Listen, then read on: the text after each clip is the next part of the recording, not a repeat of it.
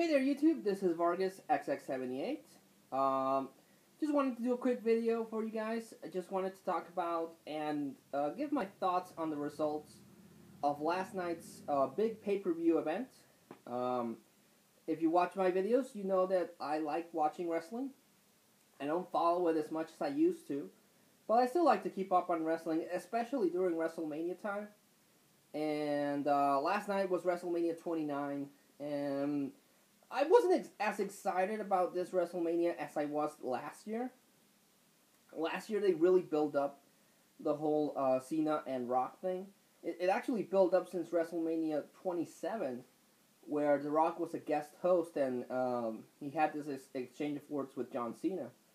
And throughout the year, up until WrestleMania 28 last year, they really hyped the heck out of that pay-per-view, and I was really excited to watch that.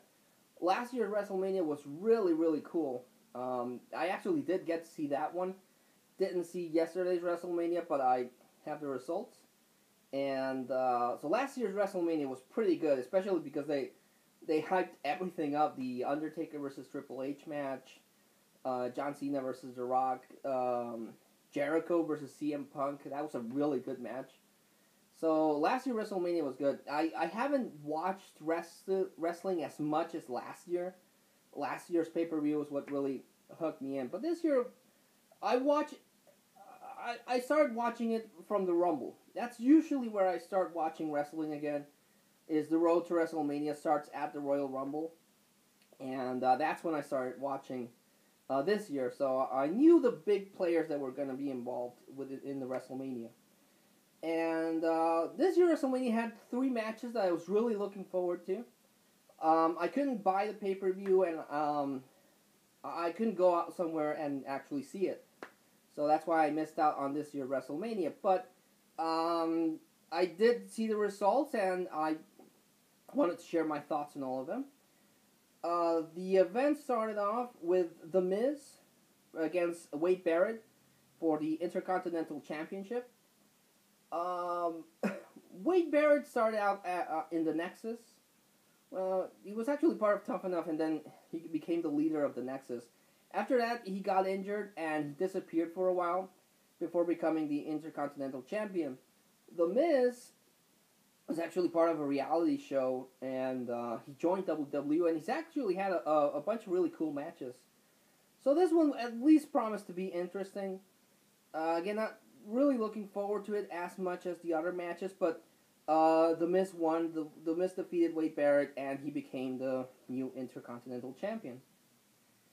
After that, The Shield fought against Randy Orton, Sheamus, and The Big Show. Don't know that much about The Shield. I actually haven't seen them in any of the shows that I've watched on TV. But this one really felt like a filler match, just to give something for Randy Orton and Sheamus and The Big Show to do. But they lost against The Shield. They still have an undefeated streak going, so I guess that's cool for them. The next one was Mark Henry versus Ryback. Again, I've seen the promos for this. Wasn't too interested in it. Mark Henry sometimes goes through this streak that he's a really good wrestler, and he has some really cool matches, but WWE doesn't really know what to do with him. And they're trying to build up the Ryback as, I feel as a little bit as Goldberg. That's something that WWE tends to do. If they have a successful wrestler or a gimmick, and that wrestler leaves, they try to replace him with something similar. Sometimes it works, sometimes it doesn't. So Ryback, I have that feeling like they're trying to recapture the Batista or the Goldberg thing. So they have this match, but they're really two big guys, so I don't think that one would have been that good. Usually big muscle guys don't tend to have really cool matches. It's mostly show of strength and everything. But Mark Henry defeated Ryback, so there's that. The next one was Tag Team Champions, Team Hell No, which consists of Kane and Daniel Bryan, I'm sorry. Sorry about that, like, weird show thing. Kane is another. It's another Kane has had some really good matches. I think. But he's another one of those wrestlers that he has these streaks where he has awesome matches and he has a really awesome gimmick. He came back with his mask and he was the Kane of old. You know, he was this big red monster that was flooring everyone else. Then he started going to therapy with Daniel Bryan, and that seems to have worked, and it's lasted. Now they're Team Hell No, and they were fighting Dolph Ziggler, Big E Langston, and AJ. I saw the last Raw before WrestleMania, and was not interested in it. I like Kane as a wrestler. Daniel Bryan also is a really, really cool competitor. But I don't know, this tag team, it's working. They're playing well out of each other, but not really interested in that match as much. But Kane and Daniel Bryan were able to defeat their opponents, still tag team champions. So yeah. Then Fandango, who I know nothing about, fought against Chris Jericho, and Fandango won. So, not really interested in that one. The next one was the World Heavyweight Championship. The champions Alberto Del Rio, and he fought against Jack Swagger. Jack Swagger, I feel, this is the thing I was talking about before. I feel that Jack Swagger is the replacement for Kurt Angle. The whole, all-American wrestling guy. Kurt Angle did it better. Jack Swagger actually still does the ankle lock as well, so he's a replacement for a much superior Kurt Angle. And I've never actually ever liked a match for Jack Swagger. I think that's the reason why is because I still consider him a replacement for Kurt Angle. So I don't know, I don't like his gimmick for him. Alberto Del Rio, however, it comes from a Mexican luchador heritage. He started off as a heel, and right now he has this weird thing where I guess he's an anti-hero, because he's going after Jack Swagger. But again, I grew up with both WWE and Mexican luchador wrestling, so to see Alberto Del Rio represent the Mexican luchadors in WWE, like Rey Mysterio, even though he's a heel or now a sort of anti-hero, I'll still cheer for Alberto Del Rio. And it was for his World Heavyweight Championship. From what I've read, apparently it was a really good fight did not get to see it. I'll try to download it somehow later on, just so I can watch the event or when it comes out on DVD. But I like Alberto Del Rio's wrestling, so I hope that was a good match. But Alberto Del Rio won his match and retained his World Heavyweight Championship. So that one I was interested in seeing the results. The next one, they built this up rather interestingly, even though as much respect as I have for him, I knew that he could not beat The Undertaker. And the match I'm talking about is The Undertaker versus CM Punk. CM Punk is an amazing wrestler that can never be taken away from him. Good matches. Especially last year when he had that whole thing that he hated WWE and he was going to leave. And he beat John Cena for the title and left the company. That's the best thing they've ever done with CM Punk, and it was so amazing. But then he got on with Paul Heyman, and I don't know. Paul Heyman has this effect with wrestlers that when they get related with Paul Heyman, they turn into the worst kind of heel. The heel that, I don't know. I don't think Paul Heyman is that good of an influence on wrestlers, and he's with CM Punk and he's with Brock Lesnar. So they had this whole thing where they were going after The Undertaker. And then they did this really messed up thing with Paul Bearer and his ashes. So they were trying to build it up, and again, I take nothing away from CM Punk, amazing wrestler, but against The Undertaker, I didn't really think that he was going to be the one to end the streak. I was kind of worried that they would do it in a sense that they would probably pass the torch, that they would end the streak and CM Punk would raise himself into another level. But honestly, as hyped as I was about this, I knew that there's no way that CM Punk could break the streak. So The Undertaker defeats CM Punk, and he's now 21-0 at Wrestlemania. So the streak continues, and I'm really happy about that. The next match was another match I was looking forward to, and that's the Triple H with Shawn Michaels on his corner against Brock Lesnar with Paul Heyman. Same thing. That Paul Heyman is messing up. Brock Lesnar is an impressive wrestler, and the guy's a beast. I mean, seriously, he's built like a beast. He has the strength of a beast.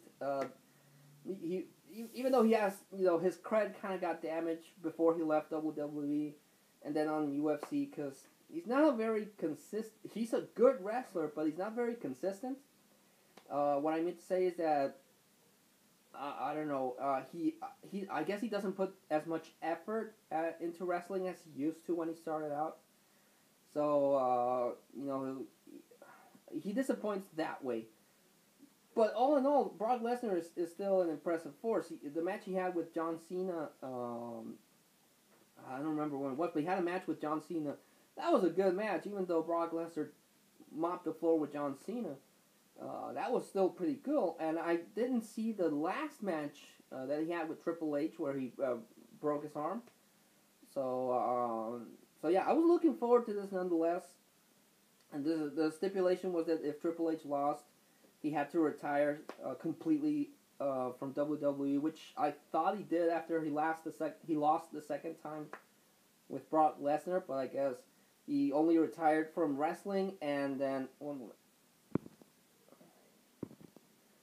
he only retired from wrestling, but he still had an office thing, so I guess the stipulation was that if he lost, he would retire completely from WWE.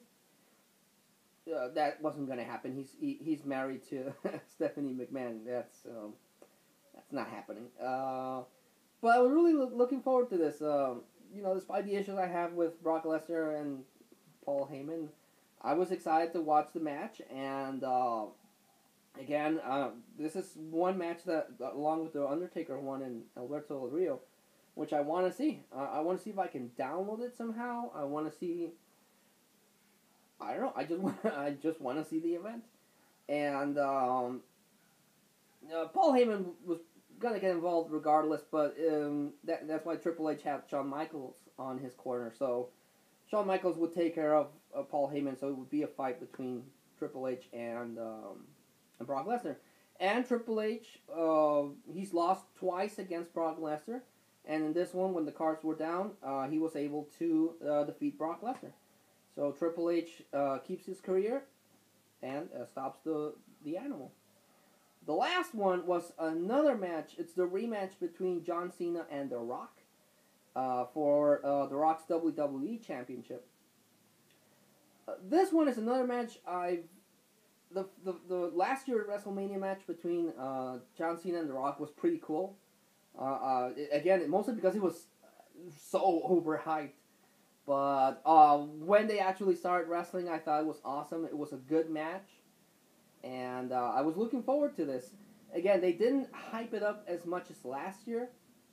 So while I was excited to watch it, I don't think it caused as much excitement from other fans. At least from the fans that I talked to.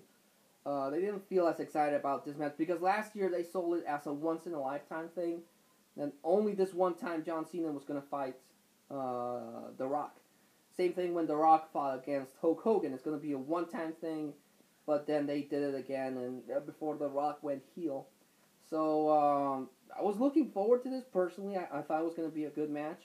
a lot of the people I talked to, my wrestling buddy fans, they thought that John Cena might turn heel, but John Cena's been fighting against that for a long time. WWE has been trying to turn John Cena into a heel a bunch of times, and I don't know if he goes against it and they don't do it, or because they decide not to go through with it because it might affect, the John Cena image or the sales.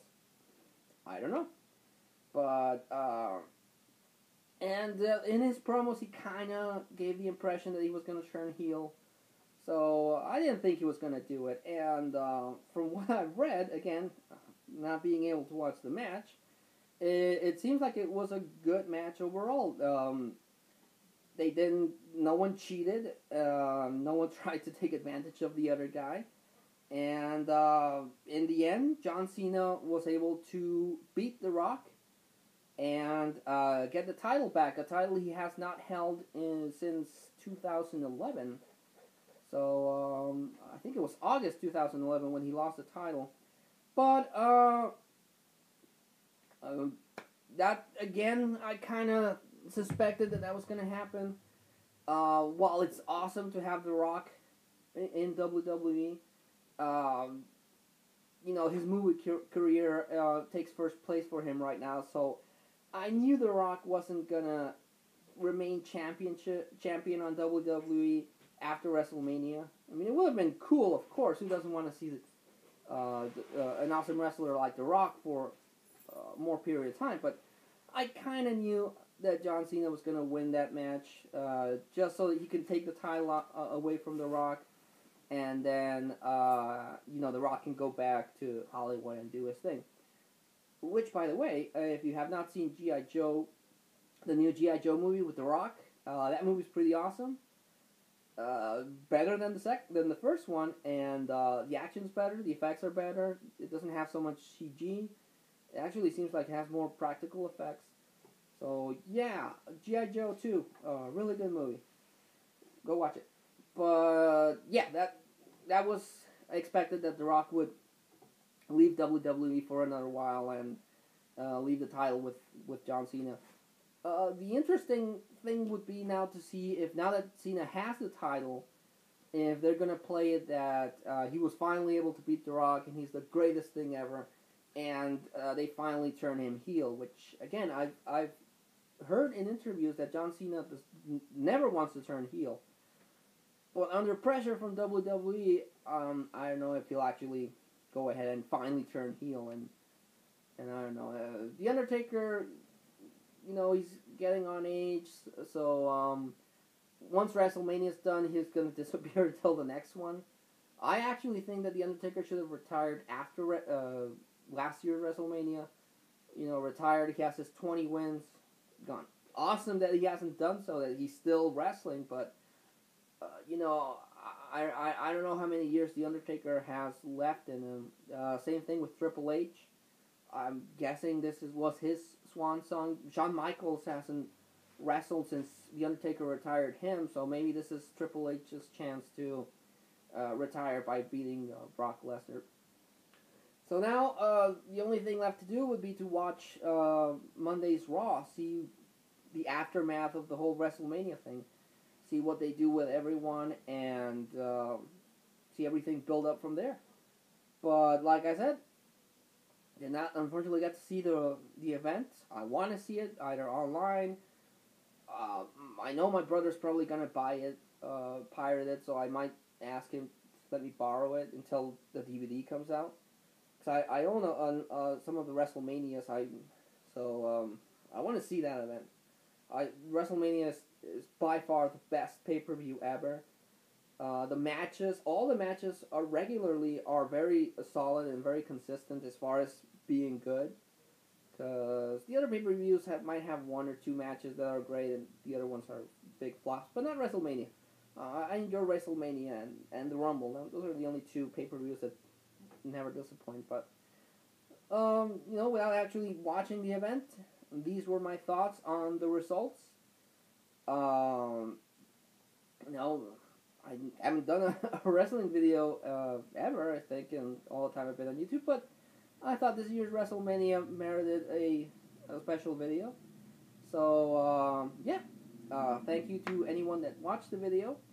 Like always, leave a comment, leave a, you know, if you don't agree with how I hope that the matches went down, or my opinion on particular wrestlers, like the whole Heyman thing.